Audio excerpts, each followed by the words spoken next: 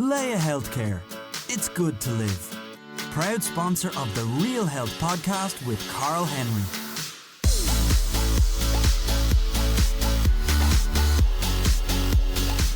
Hello and welcome to the Real Health Podcast in association with Leia Healthcare with me, Carl Henry. Folks, I hope you really enjoyed last week's episode. We have had a huge reaction to it, both in terms of charts, in terms of reviews, and just general feedback. So thank you so much for listening. It's great to see you got so much from it. And there will be a second episode with Jerry in a couple of weeks' time. Get your homework done, and then we'll bring him back in to pick his brains about more kind of tips for you as well.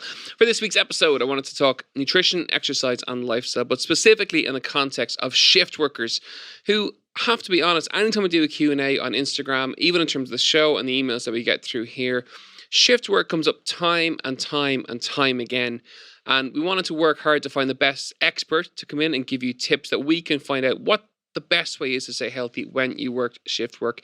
It is really hard. You're trying to tick all the boxes between work, family, and keeping yourself fit and healthy. But today's guest, who is an emergency paramedic and former competitive athlete, knows exactly how hard it can be and has a solution and most of all the advice to be your best, even when you're slogging through really hard shifts. Debbie O'Reilly, welcome to the Real Health Podcast. Thanks, Carol. Thanks very much for having me here today. How's it going? I'm good. Thank you. You came all the way up from Tipperary to join us. Thank you very much. I did. A little bit of a speed wobble on the way with the snow, but we made it. You got up in one piece, which is great. Before we get into shift work, I want to talk about you a little bit. People, I know I certainly did. I know people I think might remember you from Special Forces Ultimate Hell Week. You were recruit number 22, weren't you? That's correct. Tell us a little bit about that. It looked epic on screen. To say it was tough is an understatement. You made it all the way through to day 5. Tell us about it. What was the hardest bit? What was your experience of it? It was the toughest thing I've ever done in my life, hands down. I haven't come across anything tougher in my 31 years. It was as raw and uncut. Everything you saw was as it was. There was no stopping and restarting cameras or anything like that. It was literally just from the time we got off the bus, it was go, go, go. Extremely physically challenging, as you can imagine, but psychologically challenging. That was the number one aspect of it, pushing yourself physically and mentally to the limit and beyond your limitations at times. I thoroughly enjoyed it. I would do it again. But it was definitely the toughest thing I've ever done. And of all the challenges that you did, what was the hardest one? Was there one in particular that stands out? For me, I think the claustrophobia challenge on my second last day was the toughest. That was a real battle with my mind. I did want to quit, but to be fair, the DS pushed me, and I suppose I trusted them so much when they told me that everything would be fine and just to get on and get it done. I put all my, I suppose, safety into their hands and just got in and did it. I was definitely, I impressed myself there. I thought that would be... Talk us through that for any of our listeners who didn't see it. Talk us through the challenge and why it was so hard. That challenge, I suppose after 4 days of virtually no sleep, nutrition manipulation and physical exhaustion, that challenge was in the middle of the night. We were brought out and we were blindfolded and manhandled and brought over to a kind of a pit, a wet marshy pit, and thrown into it, and the mask was taken off and there was a black hole that I could barely see, and what they didn't show on TV was they tied our legs together. Now that was done for a safety aspect. If you had a panic attack in the middle of the pipe, that they could pull you back, but they didn't show that. So I wasn't sure what was going to happen. They basically said, get in and start crawling. I looked in and I couldn't see the end. So I panicked and I said, no way. Bear in mind, there was snow everywhere. It was freezing temperatures and all the other things we spoke about. So I said, I'm done here. This is it. I'm going home to my warm bed. But the DS was there, and he really got into my head and told me everything would be fine. So in I popped and started crawling with my arms, and I just remember hearing what I thought was rat noises, but now I know from looking back that it was a cameraman just that I could not see in front of me, and it was his runners squeaking. So there was just all sorts of emotion going through your head, and although you were only in it for about 6 to 8 minutes, to be honest with you, it wasn't the physical aspect of it, it was just completely psychological, and to get through that, I was really, I suppose, proud of myself. That was a big self-achievement there. And have you always been someone who's pushing their limits? I know in terms of your sports background, you performed at a really high level. You like to push the boundaries in terms of physical and kind of mental fitness. I suppose for me, I find it hard to just go to the gym and exercise. I need a goal, and I suppose most people do, whether it's their first 5K, a marathon, Ironman, whatever it may be. The competitive side has been there since I was a teenager. I struggled with my weight growing up in school, and then found my love of competitive sports, and that really helped drive me on. But yeah, I'm always looking for the next challenge. So when I saw the application for Ultimate Hellway, someone actually emailed it to me. I said, yeah, I'll give this a go. And my reason was to see how far I could push myself. I wasn't at my fittest going into it, but I don't think that mattered. I was fit enough to complete challenges. It was are you mentally strong enough? That was the big thing. You're an emergency paramedic. That's got to be for my sins. tough job on lots of levels. And we'll come to the shift work in a minute, but just in terms of not just, again, mental, physical components, is pushing your boundaries on a daily basis, I would imagine. Yeah, the job is tough, but as I say, you have to have character to be in the job. There are pros and cons to the job. I thoroughly enjoy it. I love it. I can't see myself doing anything else right now, although I love the nutrition and wellness and fitness aspect of things as well. It's an extremely challenging but rewarding job. And of course, in terms of shift work then, it is something that is so difficult for people in terms of health and wellness, in terms of weight gain, in terms of poor sleep, in terms of life management, because your routine is, and I'm a creature of routine. I love habit and structure. Yeah. So shift work would not work for me whatsoever. But it's very difficult, and we see so many requests of people coming in. How do I manage my health? How do I eat at the end of a shift? How do I manage my exercise? How do I sleep? How do I kind of come down after a shift? Let's begin with some really simple tips from your perspective in terms of from what you've seen, from what you've done yourself, and how you've, the best way. I always think of people in terms of learning is to go through the process. And you've very much done that. 9 years in the job, you've dealt with and learned your way through it. Let's start with some really simple tips for people how they can improve their health in around the shift work. So the biggest thing when I speak to people is their sleeping patterns. Mm-hmm. Are they getting enough sleep? Anyone who does shift work is going to struggle with sleep. 1/3 of people who work in a shift work sleep less than 6 hours during their working week. So if they're doing 3 12-hour shifts, they sleep roughly less than 6 hours a night, which as we know isn't enough. The optimal is 7 to 9 hours, 7 being probably a more realistic age for shift workers, 9 being optimal for people who are working on a 9 to 5 Monday to Friday. Wouldn't that be amazing? It would be amazing. And then 2/3 of those experience issues with sleep, like insomnia or excessive tiredness during the day when they should be more energetic. So in terms of sleep, we'll focus on that for a second. Are there any kind of tips and tools we can give people who maybe are coming off a night shift and going home when it's bright out, that they can improve their sleep when they get home? Absolutely. So one of the big things is, it might sound crazy, is wearing a pair of sunglasses or dark shades when you're driving home, particularly if the sun is up. Sunlight affects melatonin release. Blackout blinds is another one. This is all evidence-based research, not just here, try this, a holistic approach. But blackout blinds and minimising light exposure coming into the room at nighttime, wearing an eye mask, having a sleep routine so that when you get home, particularly if you've had a stressful night at work, you might have had a particular traumatic incident, that you have this little routine where it might be you might listen to 5 or 10 minutes of relaxing music. You might have a warm, soothing, decaffeinated drink, or you might even take a bath before you go to bed. Nothing too strenuous on the body. I wouldn't recommend partaking in any exercise before sleep, particularly after a night shift. You're not trying to stimulate the brain.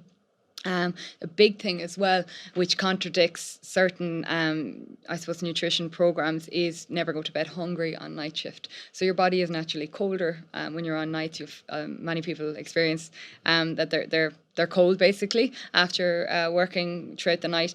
So it's your body burns more calories trying to stay warm. So a big thing is to eat something small before you go to bed, so that you'll sleep longer and you won't wake up obviously earlier from the hunger. So another important factor is the human growth hormone is released when we sleep. So if we don't get enough sleep, that is not released. So it's important to also fuel that hormone. So we recommend a slow release protein before you go to bed, particularly after night shift. So maybe a bowl of oats and a bit of milk or something like that, just so that you're not going to bed on empty, and that you can really reap the rewards from a full night's sleep, or day's sleep as we call it. Great tips, because we see that all the time. People are asking us about sleep off shifts, and they're really simple tips to apply, which is fantastic. Folks, you're listening to the Real Health Podcast in association with Leia Healthcare with me, Carl Henry. I'm delighted to have Debbie O'Reilly chatting all things shift worker health with us. We've looked at sleep. The other question we see a lot is about food during a shift work, how to manage it, what to eat, what not to eat, how to eat better. So planning, I presume, is one of the big things there. Absolutely. Planning kind of my thing. Everything comes back to planning, but I would imagine it's important to map out and plan out your food somewhat heading into a shift, especially at night. Yeah, absolutely. So a big thing is quick grab meals, and when you're at home, kind of quick prep meals, but that you're eating and prepping micronutrient dense meals, so that you're not just buying something pre-made in the shop and throwing it in the microwave, but that you can actually prepare your meals, but you can do it quickly. Because the big thing with shift workers, especially when they're in the middle of their shifts, their working week is time. So you might come home from work after 12, 14, 16 hour shift, depending on the day, and you just don't have time and you don't have the energy to cook a big meal. So the big thing I would recommend is quick 10-minute, no more than 10-minute prep meals, which is achievable. It might not be optimal, but it's fine when you're working 3 to 4 days in block. You can concentrate then on your slow cooker meals on your days off and all of that. And you can still get your micronutrient rich foods that way. Another thing is bring plenty of snacks with you to work, especially if you're working in the frontline service, where you might be out on the road in a car or an ambulance all day, and that you're not getting home to your fridge. That's where we notice an awful lot of clients come to us, and I know from personal experience, you stop at a petrol station, you grab a coffee and you grab a bar.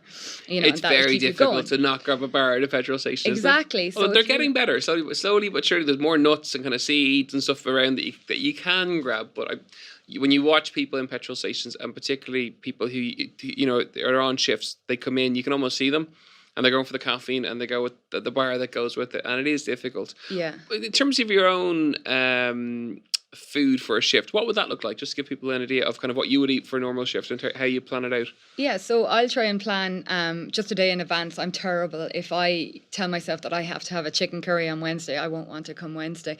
I think satiety is a big thing with food. So even when we do programs with people, we offer multiple choices so that you're not restricted to eating the same thing every day, because you need to have enjoyment out of food as well. It is our little comfort, especially when you're having a long day at work. So for me, a big thing, I'll always have eggs for breakfast, because it's scientifically proven that if you eat a protein, you'll be fuller for longer. So I'll have maybe an omelette for breakfast, or I'll have a couple of boiled eggs with some bacon and some avocados and some healthy fats in there with your saturated fats. And I'll have an element of carbohydrates as well, because we know they are not the enemy. Trying to keep them low glycemic, so that I regulate my blood sugar levels throughout the day. That is a big thing with shift workers, is trying to keep their blood sugar levels as steady as possible, so that you're not having this rapid upsurge or spike in sugar levels from eating convenience, high GI foods. So I'll eat around, what I do is I'll eat my breakfast, but I'll actually eat it a little bit later. So I might have it around 11 or 12 o'clock, because I adapt a time restrictive eating lifestyle, so which we can chat about later. So I'll have my lunch or my breakfast, or brunch as you call it, around 11 or 12 o'clock, and then 3 or 4 if it's possible.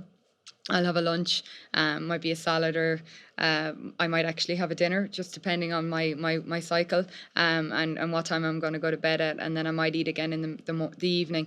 I might have something a little bit smaller. So I try and eat, as I said, low glycemic cold foods, try and minimise processed foods as best as possible. It's not always feasible. There are times, if we get a call and we end up the other side of the country, I am going to have to grab convenient food from a petrol station, because that's where you're going to stop. You've only got 5 minutes to stop, but you can make healthy choices there. There's a salad bar option, or they almost give you the nutritional content of every food now, and they're not.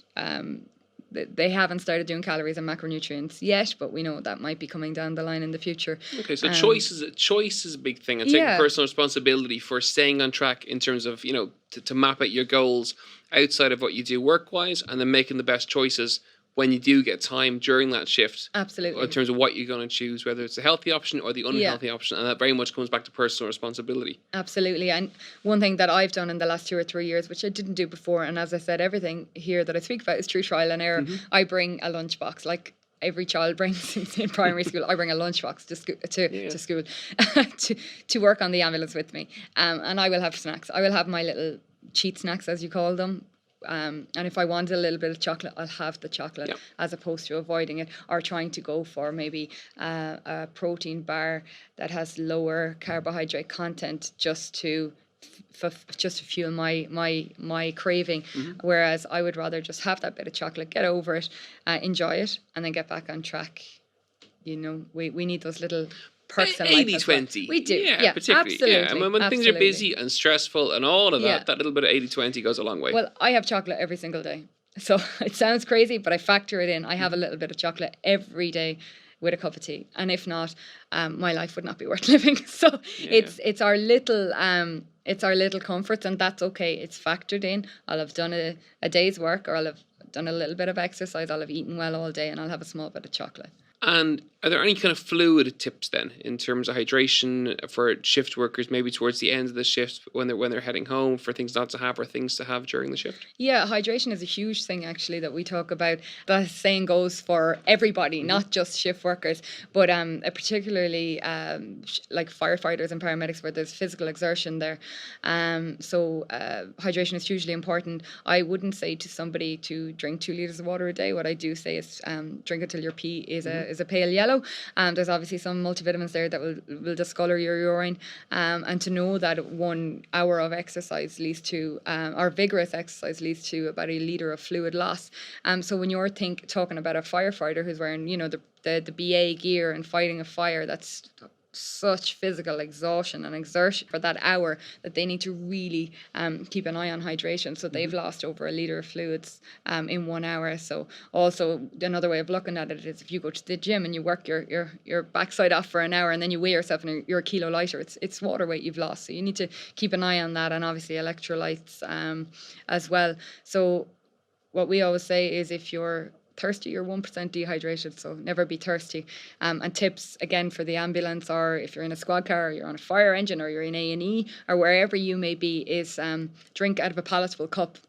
Like buy yourself a nice flask, something that is palatable. You're more inclined to drink out of it. Yeah, and that's the healthy environment component. So I suppose the key thing there is thirst. If you're thirsty, drink more water.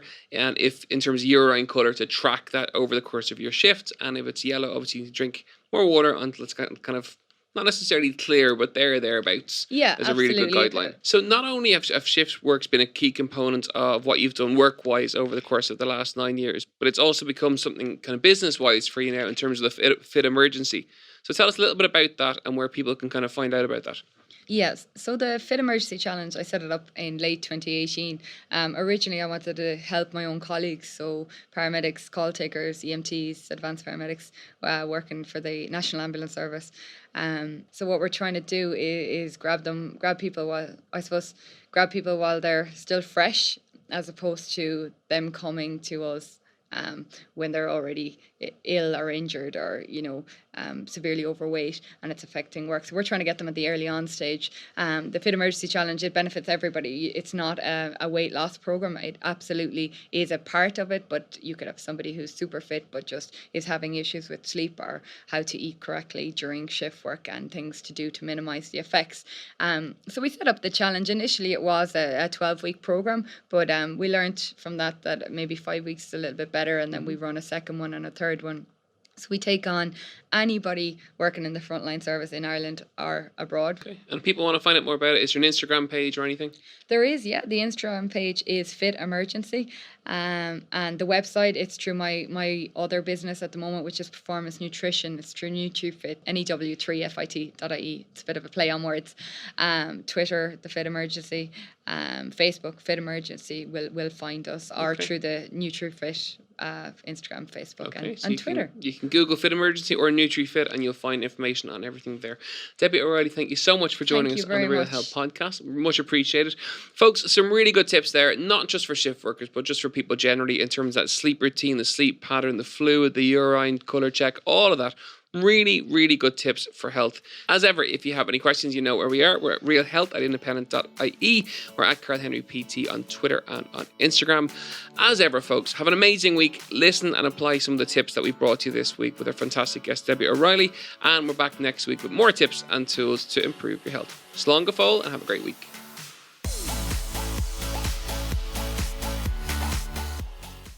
Leia Healthcare. It's good to live. Proud sponsor of the Real Health Podcast with Carl Henry.